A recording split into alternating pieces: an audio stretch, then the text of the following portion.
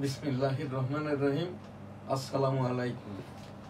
www.dailynewsstar.com এনএসটিভি digital studio রাষ্ট্রসংঘ নিবন্ধিত বাংলাদেশের একমাত্র অনলাইন আইপিটিভি নিবন্ধিত আজ আমাদের নিয়মিত অনুষ্ঠানের আজ সোমবারের যেটা কাস্টমস রাজস্ব সংবাদ আইসিটি কাস্টম হাউস চট্টগ্রাম এবং বেনাপুর। শুরুতেই আজ আমরা আমাদের যে নিয়মিত অনুষ্ঠান এনএসটিভি নিউজ ভার্চুয়াল এডিটর হাফেজ মাওলানা শাহজালাল গোলদার স্টুডিও হতে অনুষ্ঠানটি এডিটিং পরিচালনা করছেন নিয়মিত সংবাদ পাঠক এবং উপস্থাপক মুস্তাফিজুর রহমান গোলদার। আজ আমাদের সংবাদপত্র তিনটি: the Daily News Star, Daily Industry, দৈনিক ইত্তেফাক। শুরুতেই আর কি এনএসটিভি সংবাদ। বিসমিল্লাহির রহমানির রহিম। আসসালামু আলাইকুম। এনএসটিভি স্টুডিওতে সবাইকে স্বাগত। স্টুডিওতে উপস্থিত আছেন আমাদের দি ডেইলি নিউজ স্টার সম্পাদক এবং ডেমোক্রেটিক বাংলাদেশের প্রেসিডেন্ট জনাব শাহজাহান আলী গোলদার। আসসালামু আলাইকুম। এনএসটিভি নিয়মিত সংবাদ ডেইলি ইন্ডাস্ট্রি। আজ সোমবার 8 September 2025। Declaring interest in private medical colleges. Depositors trapped. No bonus for banks below 10% capital. Medical কলেজগুলো তো ফিটি আনুষঙ্গিক বৃদ্ধি করার কারণে অর্ধেকের বেশি করে আসন খালি। আর এইগুলো কিন্তু সবই আর কি এই এখন মেডিকেল কলেজ প্রাইভেটগুলোর যারা প্রিন্সিপাল শিক্ষক অধিকাংশ নয়, এদের কোনো অ্যাক্রিডিটেশন নাই, কোনো উচ্চতর ডিগ্রি নাই, পড়ানোর মতো ক্যাপাবিলিটি নাই। অধিকাংশই হলো শিবির করা ছেলেপিলে যারা রেটিনা থেকে আর কি ওই যে কোচিং করার পরে মেডিকেল কলেজ থেকে সবে মাত্র পাশ হয়ে বেরিয়েছে। এরাই লেকচারার, যে কারণে আর কি গার্জিয়ানরা খোঁজ খবর নিয়ে যখনই দেখছে প্রাইভেট মেডিকেল কলেজগুলো জামাত ইসলাম কর্তৃক পরিচালিত হচ্ছে। আর এই সকল শিক্ষকরা এবং যারা প্রাইভেট মেডিকেলে তো এখন ভর্তি ফি হলো 26 লক্ষ টাকা। ইসলামী ব্যাংকের যারা আর কি ওই যে জামাত ইসলামের রোকন বা জামাত ইসলামের ওই এই কাজটা করে, ইসলামী ব্যাংক কিন্তু এখন ফোকলা হয়ে গেছে। সমুদায় টাকা ওই এসালমের টাকা, ওই সালমানের রহমানের টাকা, অন্যান্য 6টি ব্যাংকের টাকা নামে বেনামে এই মাঝে দিয়ে তো পাইতারা করছিল 6টি ব্যাংক। এটা খবর বলছে কিন্তু বাংলাদেশ ব্যাংকের গভর্নরের খবর থেকে আর কি আমি এখানটাই বলছি। এই জন্যই যে এখানটাই আর কি এই যে আগামীকাল ঢাকা বিশ্ববিদ্যালয়ের পরীক্ষা, আগামী আর কি আজকে আমাদের সাংবাদিকরা এবং আমি নিজে সকল মিডিয়াতে দেখছি এখানটাই বলছে কি এই যে ঢাকা বিশ্ববিদ্যালয়ের ওই যে সভাপতি সেক্রেটারি শিবিরের, অথচ শিবিরের 11,000 ভোটারের ভিতরে শিবিরের ভোটার মাত্র যারা শিবির করে 950 জন। ঢাকা বিশ্ববিদ্যালয়ের যে ভোটার, এতে একজন ভিপি হতে গেলে ওই পিআর পদ্ধতি ছাড়া জামাতের কোনো গতি নাই। এখানটায় কিন্তু ওই ছাত্রদল যারা ভোট করছে, ছাত্রলীগ বা সাধারণ ছাত্র যারা বিশ্ববিদ্যালয়ে পড়ে, অন্য ধর্মের ছাত্র, এই অন্য ধর্মাবলম্বী যারা স্টুডেন্ট, এরা কেউই কিন্তু এই যে ছাত্র দল বাদে অন্যকে ভোট দিবে না। কিন্তু জামাত ইসলামের এখন যে বৈষম্য, এই যে ভোটটা হচ্ছে ডাকসু, এটা 2 বছর পরে জানবেন। তফসিল ঘোষণাটাই অবৈধ ছিল। তফসিল ঘোষণার পূর্বেই আর কি সিনেট কর্তৃক 25 জন যে গ্রাজুয়েট প্রতিনিধির সমন্বয়ে সিনেট, এখানটায় এদের অনুমোদন নেওয়া হয় নাই। এখানটায় কোনো মাইনটস আকারে এই যে ইলেকশন কমিশন কারা হয়েছে, কিভাবে করবেন না করবেন, এইটা যেহেতু ঢাকা বিশ্ববিদ্যালয়ের মুরব্বী এবং মুরব্বীদের মুরব্বী চ্যান্সেলর অর্থাৎ রাষ্ট্রপতির প্রজ্ঞাপন লাগে, যেহেতু আমরা we are under martial law, অথবা সেনাবাহিনীর পক্ষ থেকে আর কি মাননীয় প্রধান উপদেষ্টাকে এখানটাই আর কি তার অনুমোদন ক্রমেই কিন্তু নির্বাচনগুলো ডাকসু যাই হোক না কেন হতে হয়, কোনোটাই মানা হচ্ছে না। আর এই যে এটাকে মিডিয়া কু বলে, এই যে বলছে আর কি শিবির জামাত ইত্যাদি ঢাকা বিশ্ববিদ্যালয়ে মেজরিটি হবে, তাদের ভোট হইল 950টি।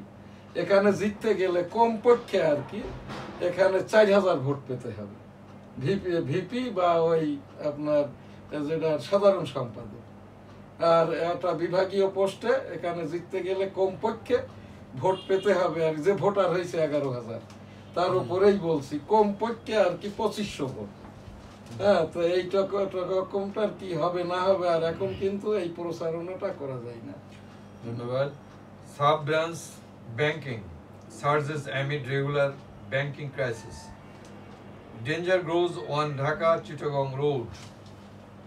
Foreign tourism revenue drops by $13 million in a year. না, এটা এই যে যারা বেড়াতে চেড়াতে যায়, কোনো নিরাপত্তা আছে না? কক্সবাজারও মব হয়েছে, পটুয়াখালীতেও মব হয়েছে, ঢাকাতে হচ্ছে, চট্টগ্রামে হচ্ছে, পতেঙ্গায় হচ্ছে না কোথায়? স্বরাষ্ট্র উপদেষ্টা আজ কি বলেছেন? দেশে একটু আইন শৃঙ্খলার অবনতি হয়েছে, ময়লা আবর্জনা, পায়খানা, দুর্গন্ধ, এর কি আবার কোনো কম বেশ আছে নাকি? বিষ, পয়জন, 1 ফুটাও পয়জন, 1 গ্যালনও পয়জন। এখানে স্বরাষ্ট্র উপদেষ্টা, হ্যাঁ, উনি যে কথাটা বলছেন ওনার ক্ষেত্রে ঠিকই আছে, উনি তো মিলিটারি ম্যান, সারা জীবন ঝালে ঝোলে অম্বলে, এখন আবার হচ্ছে ঝালে ঝোলে রসগোল্লাই, পান্তুয়াই, তারপরে নগদ ডলারে পাউন্ডে আর কি, মানে ডলার পাউন্ড দিয়ে কিন্তু এই যে পানিটা কিনা হয়, 1 লিটার পানির দাম $450। এই রকম পানিটাই খাই কিন্তু আমাদের এই যে পরিবেশ উপদেষ্টা, উনি পরিবেশের কাজ করছেন, পানি খান লন্ডনে, মানে ওই ডিস্টিল ওয়াটার যেটা ইনজেকশনের আগে ওই সিরিঞ্জ ধুয়ে নেওয়া হয়, এই যে পরিবেশ উপদেষ্টা ওই পানিটা খান। উনি পরিবেশ উপদেষ্টা, উনি কথা বলছেন কক্সবাজারে, সেন্ট মার্টিনটা দিয়ে দিছে আমেরিকাকে। এইসব কথাবার্তা বলে লাভ নাই, যার কাজটা সে করেন। আর এই উপদেষ্টাদের এইটা আমি দেখলাম আর কি, এই বাংলাদেশ থেকে আর কি আমাদের যারা ওই যে টিআইবি আছে না, এরপরে এই যে একজন তো এখন ওই যে কমিশনার হয়েছেন আর কি, চেয়ারম্যান বদিউল আলম মজুমদার, মনে হচ্ছে যেন বাংলাদেশে মব হচ্ছে না, মানবাধিকার লঙ্ঘন হচ্ছে না, বাংলাদেশে কেউ মারা যাচ্ছে না, সুষ্ঠুভাবে বিচারটা হচ্ছে। কারণ উনি তো সেই 1/11-এর সময়ই এনজিওর যেসব টাকা ফেরত সেগুলোও হাফিস করেছে। এখন এই ধরেছে স্বাস্থ্য খাত, পরিবেশ খাত, শিক্ষা খাত, শিক্ষা ব্যবস্থা নাই। এসএসসি পরীক্ষা 13.5 লক্ষ ছেলে মেয়ে দেয় নাই, এরা 17,000 টাকা কোথায় পাবে? এরা আগে তো ছিল কিশোর গ্যাং, এখন কিশোরী গ্যাং। আপনার কি পেপার পত্রিকায় নজরে পড়ে না? এই যে অল্প বয়সের মেয়েরা এখন সেন্তাই রাহাজানি, এরপর এখন একটা কি হয়েছে, মার্কেটে যাইয়ে প্রতারণা করছে। এইটাকেই আমি বলছি যে মেয়েরা তো আর ওই লাঠি সুটা নিয়ে মারামারি করতে পারে না, ওই কায়দাই তারা কিশোরী গ্যাং আকারে বিভিন্ন জায়গায় বিভিন্ন অনৈতিকতার সাথে যুক্ত হয়ে যাচ্ছে। উপস্থাপনা, শিক্ষা উপদেষ্টা আছে কিনা জানি না, এই যে ইসলামী ব্যাংক থেকে ওডি নিয়ে যে 1,500 কোটি টাকা, এবার 4,200 কোটি টাকা। আর ওই যে জামাত ইসলাম করলেই, রোকন হলেও বডি গ্যারান্টিতে এখানে 10 লক্ষ টাকা করে লোন দেওয়া হচ্ছে, সেই টাকাটাই কিন্তু ঘাটতি। এটা কিন্তু ইসলামী ব্যাংকের একেবারে পরিচালনা পর্ষদ থেকে আর কি, এখানে যেরকম সবাই জামাত ইসলামের, কিন্তু এর ভিতরে তো সৎ মানুষ, ভালো মানুষও কিছু আছে, তাদের থেকে এই সকল তথ্য উপাত্ত পাওয়া যায়। ধন্যবাদ। Bangladesh leads Asia in loan defaults, hospital priority. আর এখন আর একটা বলি, এই জায়গাটায় আমার এই যে সিনিয়র সাংবাদিক শেখ কামাল উদ্দিন আমাকে যে খবরটা দিয়েছেন, ভুয়া পে অর্ডার হচ্ছে, ভুয়া এমটি হচ্ছে, এইটা তো কামাল ভাই, যে এইগুলো ভাঙাইতে যেয়ে দেখা যাচ্ছে এইরকম কোনো ব্যক্তিও নাই, এইরকম কোনো এই পে অর্ডারও হয়নি, কিন্তু এর ভিতর থেকে আর অধিকাংশ এই কাজগুলো হচ্ছে এই ইসলামী ব্যাংক পিএলসি থেকে, আর যেটা ধরা পড়ছে যে এই বাংলাদেশ ব্যাংকে। Hospitals priorities profit over patients. Courtesy meeting between advisor Shupradip Chakma and Scandinavian envoys. এই ছিল ডেইলি ইন্ডাস্ট্রি শিরোনাম। এখন আমরা দৈনিক ইত্তেফাক। বিশৃঙ্খলা সৃষ্টিকারীদের ছাড় না দিতে প্রধান উপদেষ্টার নির্দেশ। আইন শৃঙ্খলা পরিস্থিতি কিছুটা খারাপ হয়েছে, স্বরাষ্ট্র উপদেষ্টা। এই যে কথা বললাম, এটি কি হয়? এটা বাথরুমের ময়লা, ডাস্টবিনের ময়লা, সুদ, ঘুষ, জিনা, ব্যভিচার, হারাম কাজ। একটা লোক জিনা করছে, জিনাটা পরিপূর্ণ হয়নি, বেত্রাঘাত কি 100 থেকে কম হবে?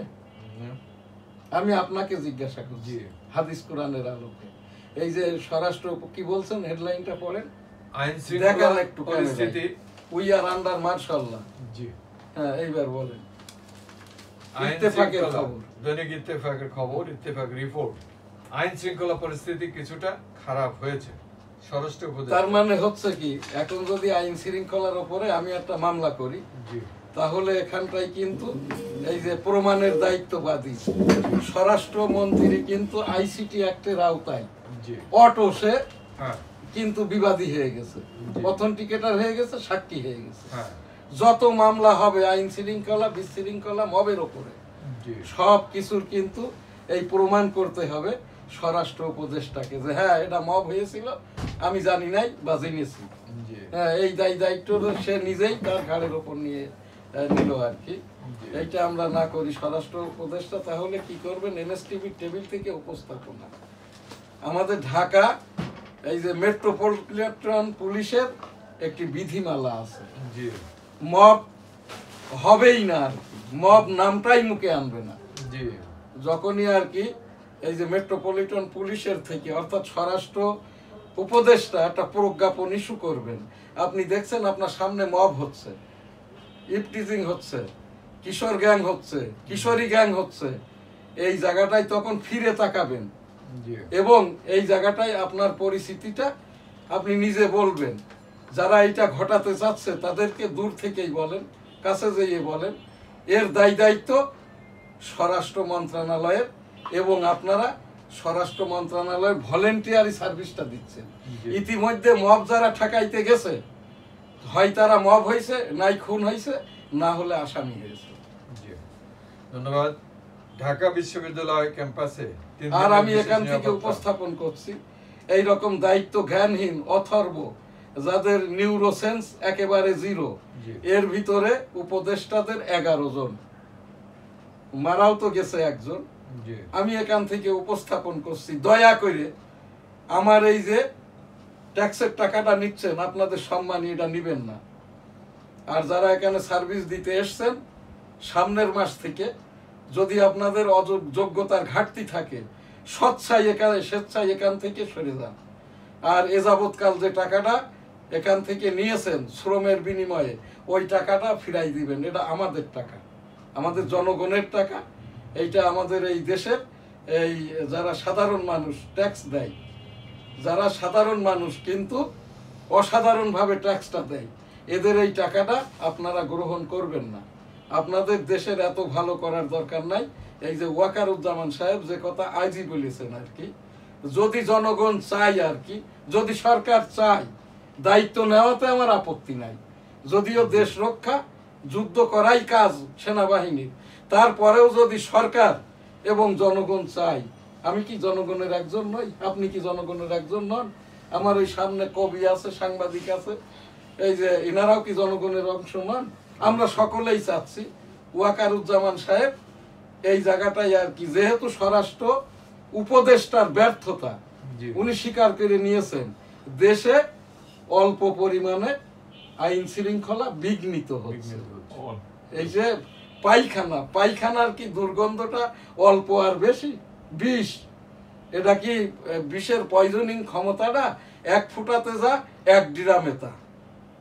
এই জায়গাটাই আর কি আমার যে উপস্থাপনা, দয়া করে আপনারা একটু আমাদেরকে মায়া করেন। 18,17,00,000 জনগণের পক্ষ থেকে এই অথর্ব উপদেষ্টাদের, বিশেষ করে এই যে পরিবেশ উপদেষ্টা রেজওয়ানা, যেটা আমাদের সেন্ট মার্টিনটাকে ওই যে আমেরিকার কাছে লিজ দিয়ে দিয়েছে, শোনা যায়, কথিত আছে নয়, বিএনপি এখন বলছে শেখ হাসিনা বৈষম্য যে সরকার প্রধানমন্ত্রী এই যে স্বৈরাচারিণী শেখ হাসিনা, এইটাই এই সেন্ট মার্টিন রফা করে নাই বলে আজকে তার পরিণতি এই হয়েছে। এখন যারা এই যে একেবারে প্রকাশ্য আর কি, এই যে পরিবেশ উপদেষ্টা ডাক্তারের কথা বলছে, ইঞ্জিনিয়ারের কথা বলছে, গণপূর্তের কথা বলছে, এখন আবার ধরেছে ছাত্রদের কথা বলছে না, কিন্তু কৃষকদের কথা বলছে না, এইটা আপনার ওই যে মাছের কথা বলছে না, গরুর কথা বলছে না, চাউল ডাউল গমের কথা বলছে না। কোন কাজটা করলে এই যে পরিবেশ সুন্দর হলে এটি গম ধানের ফলন ভালো হবে, পরিবেশ উপদেষ্টা কথা বলছে না। উনি যে সকল কথা বলছেন আর কি, আমার তো মনে হয়েছে আর কি তার নিউরোসেন্সের অভাব আছে। উনি তো একজন আইনজীবী, উনি পরিবেশ বিজ্ঞানীও না। তো এই জায়গাটাই আর কি আমার উপস্থাপনা। এই যে উপদেষ্টা মহোদয়গণ, কমিশন মহোদয়গণ, যেহেতু উই আর আন্ডার মার্শাল্লাহ, নির্বাচনী তফসিল ঘোষণা হয়ে গেছে, এমনিই আপনাদের ক্ষমতা ছাড়তে হবে। একটু আগে আগে গেলে 18,17,00,000 জনগণকে বলতে পারবেন আর কি আমরা পারি নাই তাই চলে এসেছি। কিন্তু যদি এইটা আপনাদের প্রমাণ করতে হয়, সেই সুযোগটা কোথায়? এইটা অতদূর পর্যন্ত বাংলাদেশের জনগণ যেমনটা চুপ থাকে, এইবার নেমে গেলে কিন্তু ওই সেই 30 সেকেন্ডও লাগে না।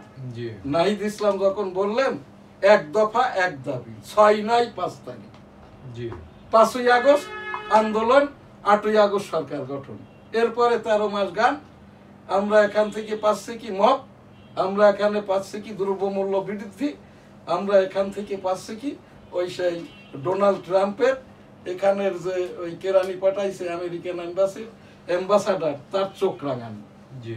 এইগুলো 18 কোটি জনগণের পক্ষ থেকে আমি একজন 265 দিনের মুক্তিযোদ্ধা। আমার এখানতে যা হবার হয়ে গেছে, যা করার করে ফেলেছে, আর বয়স যা হয়েছে, সামনে যে কয়েকদিন আছে, এইটা আমি ওই দিকে আর ভাবি না। আমার এ কথা আপনি থামাই দিলে বলবো কিভাবে? সেন্ট মার্টিনটা ওই আমেরিকা নিয়ে নিছে, লিজ নিয়েছে, আপনি খুশি? আপনারা তো বলবেন না, আপনাদের দায়িত্ব নিয়ে আমি বললেও বলতে দিবেন না কেন? এদের অনুরোধ করছি, মাপ চাচ্ছি আপনার পক্ষ থেকে, পাচ্ছেন না সরে যান, পাচ্ছেন না সরে যান। আর তা না হলে 18 কোটি জনগণ একটু যদি বুঝে ফেলে, যা হবার তাই হবে।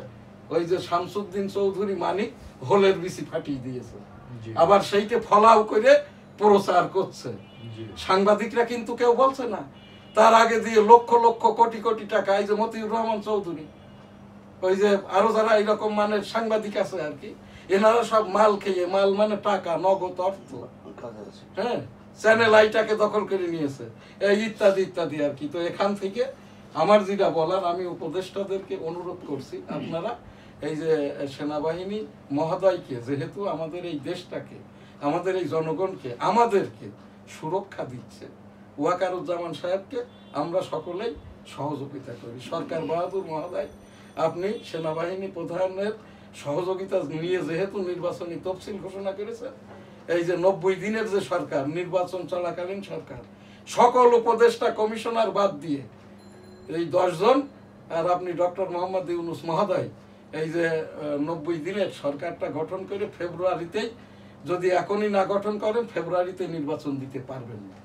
নির্বাচনের আগে অনেক প্রক্রিয়া আছে, অনেক কাজ আছে, আর এই কাজটা বেআইনি কাজটা করেন না।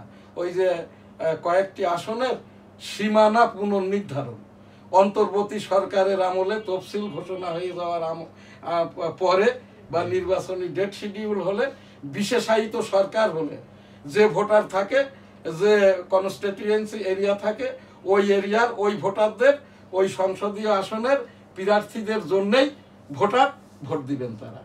এই যে কাজটা হচ্ছে, এই যেরকম রুমিন ফারহানা, উনি একজন আইনজীবী, কিন্তু আইনের কথাটা বলছেন না। উনি বলছেন আমি আইনজীবী, উনি বলবেন কিভাবে? উনি তো শুধুমাত্রই আইনজীবী। আমি যেমন ডেমোক্রেটিক বাংলাদেশের প্রেসিডেন্ট এরশাদকে তাড়াইয়েছি, 39 বছর গণতন্ত্র নিয়ে গবেষণা করি, ভোট নিয়ে গবেষণা করি, সংসদ, সংবিধান, স্বৈরতন্ত্র, গণতন্ত্র, ফ্যাসিজম, নাৎসিবাদ, এগুলোর ওপরে পোস্ট গ্রাজুয়েশনে আমার ক্রেডিটটা ছিল। তো এই জায়গাটাই আর কি, এই যে যেটা হচ্ছে এগুলোর কোনোটাই আমাদের কাম্য নাই। দয়া করি যার যে কাজটা, আর ওই যে ওয়াকারুজ্জামান সাহেব খুব ভালো কথাই বলেছেন, যদি জনগণ এবং সরকার চাই তাহলে ক্ষমতা গ্রহণ করতে তারা আপত্তি নাই। আমি এই জনগণের পক্ষ থেকে আমি সহমত পোষণ করছি তার এই কথা। ধন্যবাদ। ডাকসু নির্বাচন প্রচারণা শেষ, কাল নির্বাচন। বদরুদ্দিন ওমরের জীবনাবসান। ইন্না লিল্লাহি ওয়া ইন্না ইলাইহি রাজিউন। রব্বুল আলামিন পাক পরওয়ারদিগার, উনি একজন নির্লোভ, নির্মোহ, ভালো মানুষ ছিলেন, তাকে জান্নাত দান করুন। আমরা সকলে দোয়া করি, আস্তাগফিরুল্লাহ, আমিন। খেলাপিরিনে এশিয়ায় শীর্ষে এখন বাংলাদেশ। এডিবি জ্বর নিয়ে হাসপাতালে আসা কবি ভাই বদরুদ্দিন ওমর সম্পর্কে দুই এক কথা বলবেন? ওখানতে বললেন না, কিছু বলবো না। আচ্ছা ঠিক আছে, আপনি শেষ করেন, আমার পর্ব অনেক সময় লাগবে না। ভিপি প্রার্থীর প্রার্থিতা বাতিল, 2 প্যানেলের ইস্তেহার ঘোষণা। রাকসুতে ছাত্রদল ও ছাত্র শিবিরের প্যানেল ঘোষণা। তারেক রহমান দ্রুতই দেশে ফিরবেন, সালাউদ্দিন। ওয়াশিংটনে ডিসিতে সেনা ট্রাম্পের অপারেশনের দাবিতে বিক্ষোভ। চাপের মুখে পদত্যাগ করলেন জাপানের প্রধানমন্ত্রী ইসিবা। এই দেখেন জাপান, এ বছরে কয়বার যে প্রধানমন্ত্রী বদল হয়, জাপানের কিন্তু কোনো রাষ্ট্রপতি নাই। না, জাপানের কিংই হচ্ছে রাষ্ট্রপতি। জি। এইটা কিভাবে পদত্যাগ করছে জানেন? না, এটা শুধু ওই জাপানের যে কিং, রাজা তার এপিএস কে দিয়ে, এপিএস অর্থাৎ আপনার তার পার্সোনাল অ্যাসিস্ট্যান্ট আর কি, তাকে বলছে, ওর নিয়ে বহু কথাবার্তা হচ্ছে, পেপার পত্রিকায় আসছে, ওরে বলো পদত্যাগ করতে, ও চলে যেতে, পদত্যাগ না, ওরে চলে যেতে বলো। ওখান থেকে শুধু বলছে king not happy to you, ওদের জাপানি ভাষায়, এটা তো আমি ইংরেজি বললাম। তো ওই রাজার আর কি এপিএস বলছে আর কি প্রধানমন্ত্রীকে, মানে ওই জাপানি ভাষাতেই আর কি, king is not happy to you, জাপানের রাজা আপনার প্রতি মোটেই খুশি না, মোটেও তো না, মানে জাপানের রাজা খুশি না আপনার প্রতি, তাও বলে নাই। কিন্তু সে ওখান থেকে কি সুন্দর ভাবে চলে গেছে। আর আমাদের এখান থেকে এরা বলছে আমরা দেশের জনগণের, রাষ্ট্রের উপকার করতে আসছি। এরা সব কিন্তু আগে তো ছিল ঝালে ঝোলে অম্বলে, অর্থাৎ যে তরকারিটা, গোশটা, আমিষটা খেলে আপনার অম্বল হবে না, গ্যাসের ট্যাবলেট খাওয়া লাগবে না, একেই বলা হয় ঝালে ঝোলে অম্বলে। আর একটা কথা আছে না, খাড়া বড়ি থোড়, থোড় বড়ি খাড়া, তিনটাই নিরামিষ, তিনটাই কিন্তু একই জাতীয়, বুঝতে পারছেন? এইটা কিন্তু কেউ বলতে পারবে না। থোড় বড়ি খাড়া, খাড়া বড়ি থোড়, একটা কথা আছে না আপনাদের সাহিত্যের ভাষা। তার মানে উনি যা ছিল তাই, আর ওর কাছে ইনাদের তো দেখলাম 13 মাস, কিন্তু ইনাদের কি দেখছি, যখন এসছিল আর কি, তারা ওই যে ঝালে ঝোলে, মানে অ্যাসিড সহ আর কি, যা খাইতো অ্যাসিড হইতো। এখন কিন্তু ইনারা হচ্ছেন ওই যে ঝালে ঝোলে অম্বলে না, পান্তুয়ায়, এবং ওই যে মিষ্টি ছাড়া আপনার ছানার সন্দেশে, সেই সাথে আবার ঝালে ঝোলে নগদ ডলারে। ধন্যবাদ। আকাশে রক্তিম চাঁদ, নিরক্ষর মুক্ত হতে বাধা দারিদ্র। ভাব গম্ভীর পরিবেশে পবিত্র ঈদে মিলাদুন্নবী। এই যে ঈদে মিলাদুন্নবী নিয়ে আমি এই যে অক্টোবর থেকে এই পর্যন্ত গতকালও প্রোগ্রাম করেছি। এইবার বাইতুল মুকাররমে কি হয়েছে জানেন? বাইতুল মুকাররমের প্রতিষ্ঠা কাল 1956 সাল।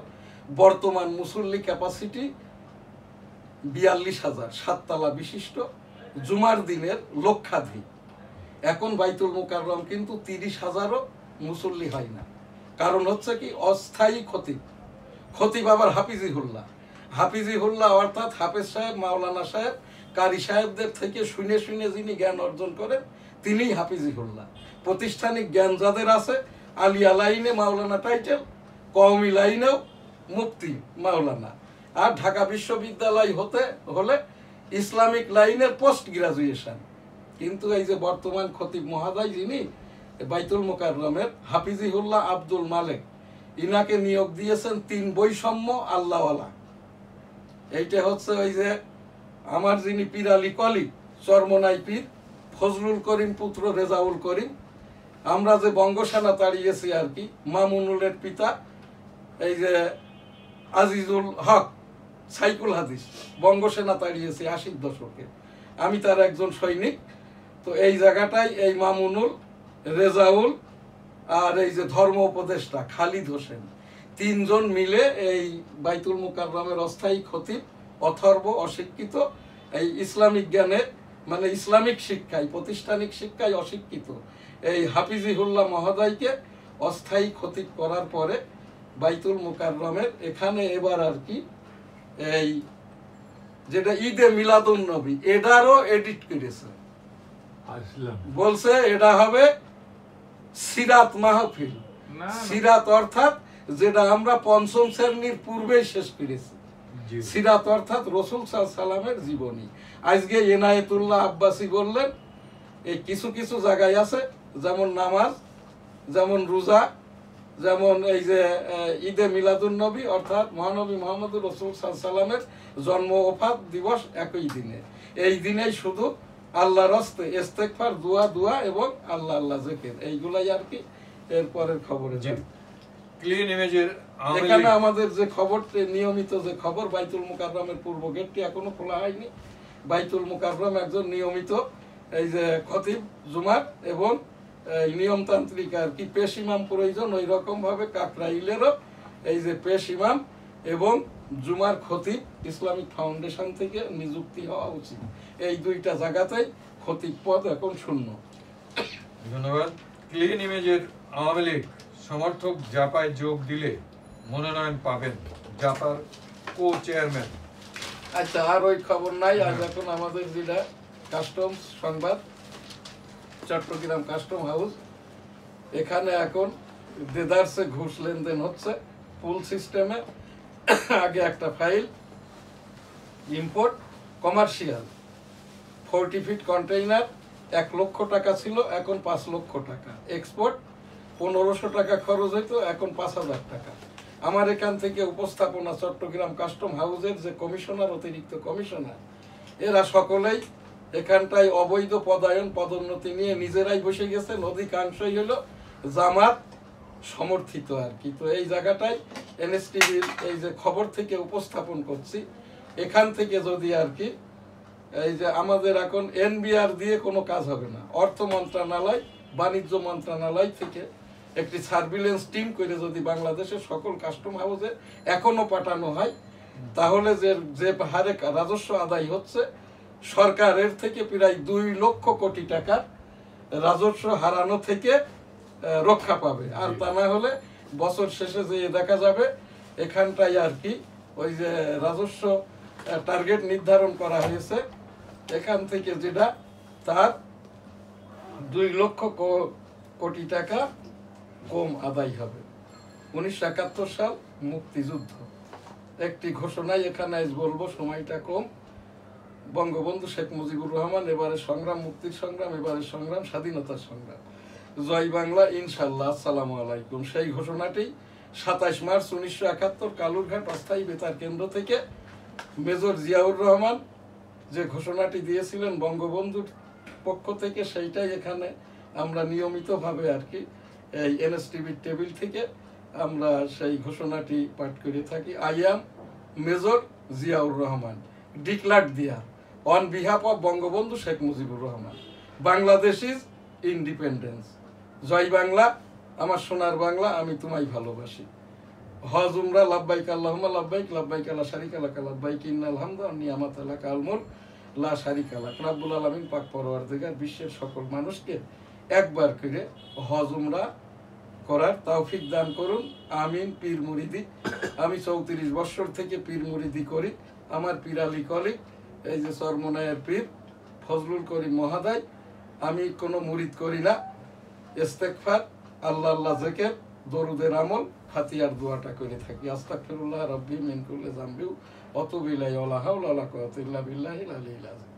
আল্লাহুম্মা সাল্লি আলা মুহাম্মাদি ওয়া আলা আলি মুহাম্মাদ কামা সাল্লাইতা আলা ইব্রাহিম ওয়ালা আলি ইব্রাহিম ইন্নাকা হামিদুম মাজিদ আল্লাহুম্মা বারিক আলা মুহাম্মাদি ওয়ালা আলি মুহাম্মাদ কামা বারাকতা আলা ইব্রাহিম ওয়ালা আলি ইব্রাহিম ইন্নাকা হামিদুম মাজিদ আস্তাগফিরুল্লাহ রাব্বি মিন কুল্লি যামবি ওয়া আতুবু ইলাইহি ওয়া লা হাওলা ওয়া লা কুওয়াতা ইল্লা বিল্লাহিল আলিয়্যিল আযীম লা ইলাহা ইল্লা আনতা সুবহানাকা ইন্নী কুনতু মিনাজ জালিমিন বিসমিল্লাহির রহমানির রহিম লা ইলাহা ইল্লাল্লাহু মুহাম্মাদুর রাসূলুল্লাহ আলহামদুলিল্লাহি রাব্বিল আলামিন আর রহমানির রহিম মালিকি ইয়াউমিদ্দিন ইয়্যাকা না'বুদু ওয়া ইয়্যাকা নাস্তাঈন ইহদিনাস সিরাতাল মুস্তাকিম সিরাতাল লাযিনা আন'আমতা আলাইহিম গায়রিল মাগদুবি আলাইহিম ওয়ালাদ-দাল্লিন আমিন।